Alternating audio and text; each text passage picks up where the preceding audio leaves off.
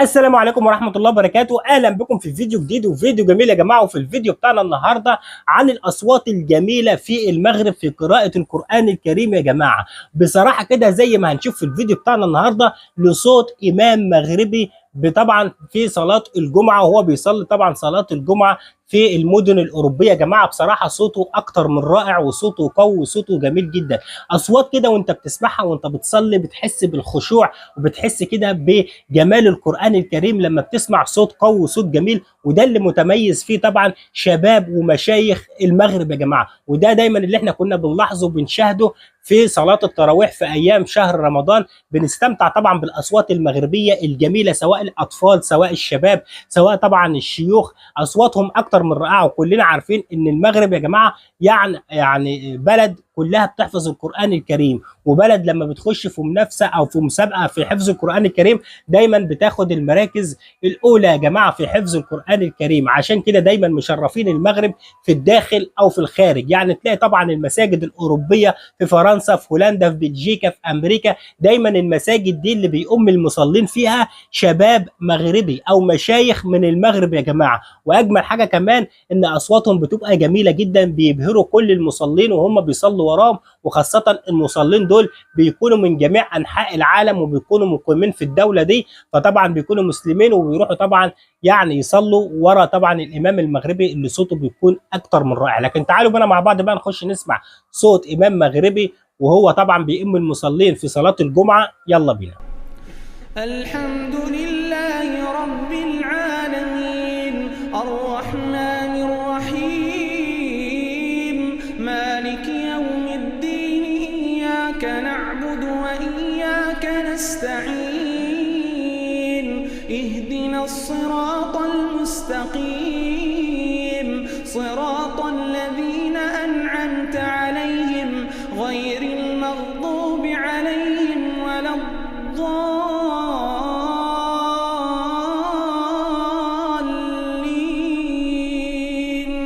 آمين.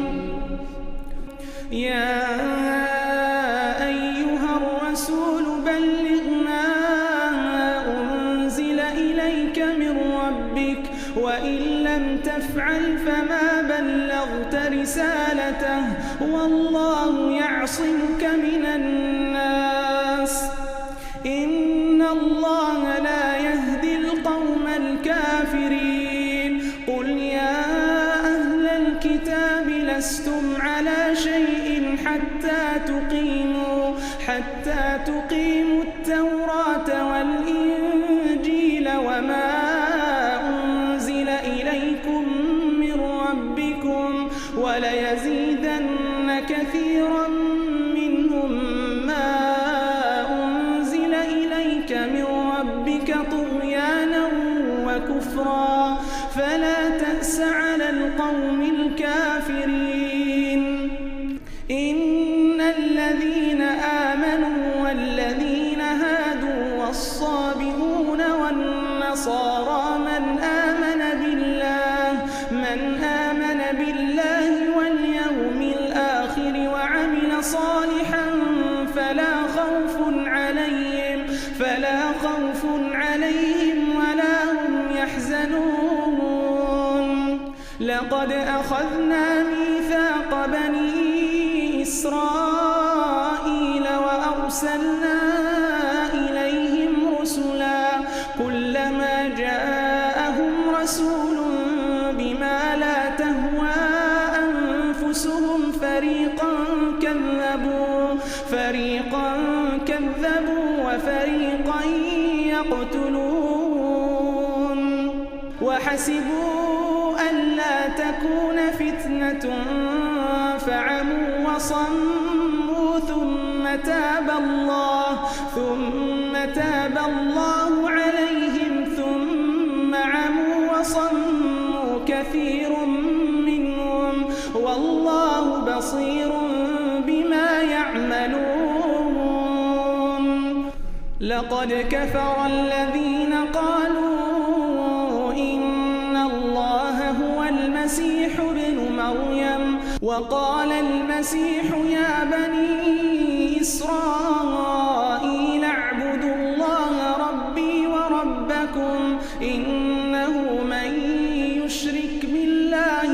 فقد حرم الله عليه الجنة ومأواه النار وما للظالمين من أنصار. لقد كفر الذين قالوا إن الله ثالث ثلاثة وما من إله إلا إله واحد وإن لم ينتهوا عما يقولون ليمسن الذين كفروا منهم عذاب أليم. أفلا يتوبون إلى الله ويستغفرونه والله غفور رحيم. ما المسيح ابن مريم إلا رسول قد خلت من قبله الرسل وأمه صديقة كانا يأكلان الطعام. انظر كيف نبين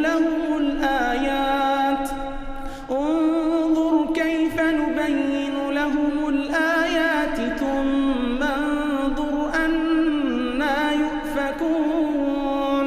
قل أتعبدون من دون الله ما لا يملك لكم ضرا ولا نفعا والله هو السميع العليم. قل يا أهل الكتاب لا تغلوا في دينكم غير الحق ولا تتبعوا أهواء قوم قد ضلوا من قبل وأضلوا كثيرا وضلوا عن سواء السبيل. لعن الذين كفروا من بني إسرائيل على لسان داود وعيسى بن مريم ذلك بما عصوا وكانوا يعتدون.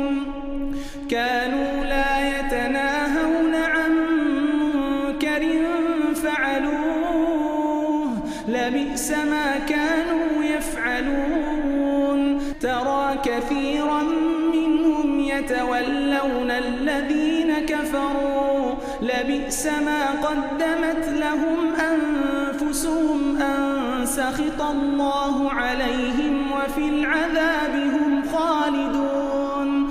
ولو كانوا يؤمنون بالله والنبي وما أنزل إليه ما اتخذوهم أولياء ولكن كثيرا منهم فاسقون. لتجدن أشد الناس عداوة للذين آمنوا اليهود والذين أشركوا ولتجدن أقربهم مودة للذين آمنوا الذين قالوا إنا نصارى ذلك بأن منهم قسيسين ورهبانا وأنهم لا يستكبرون. وإذا سمعوا ما أنزل إلى الرسول ترى أعينهم تفيض من الدمع مما عرفوا من الحق يقولون ربنا آمنا فاكتبنا مع الشاهدين. وما لنا لا نؤمن بالله وما جاءنا من الحق ونطمع أن يدخلنا ربنا مع القوم الصالحين. فأثابهم الله بما قالوا جنات تجري من تحتها الأنهار خالدين فيها وذلك جزاء المحسنين. والذين كفروا وكذبوا بآياتنا أولئك أصحاب الجحيم.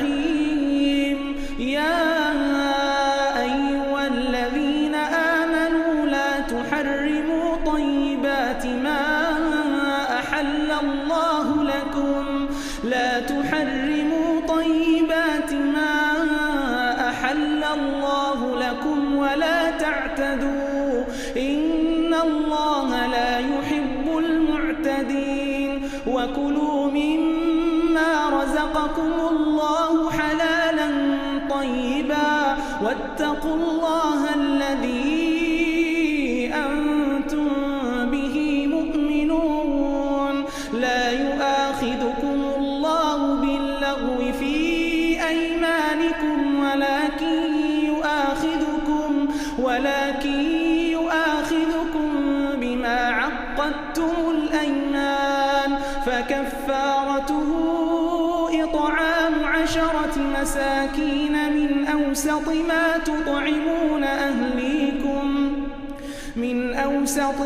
تطعمون أهليكم أو كسوتهم أو تحرير رقبة، فمن لم يجد فصيام 3 أيام، ذلك كفارة أيمانكم إذا حلفتم، واحفظوا أيمانكم، كذلك يبين الله لكم آياته لعلكم تشكرون. الله أكبر. وبكده يا جماعه نكون وصلنا لنهايه الفيديو بتاعنا النهارده. اتمنى طبعا الفيديو ده يكون نال اعجابكم. لو عجبكم الفيديو ما تنسوش تعملوا لايك للفيديو، اشتراك في القناه عشان يوصلكم كل جديد، وهذه الاصوات القويه في المغرب يا جماعه والاصوات الجميله. اتمنى طبعا الفيديو ده يكون نال اعجابكم، والسلام عليكم ورحمه الله وبركاته. سلام.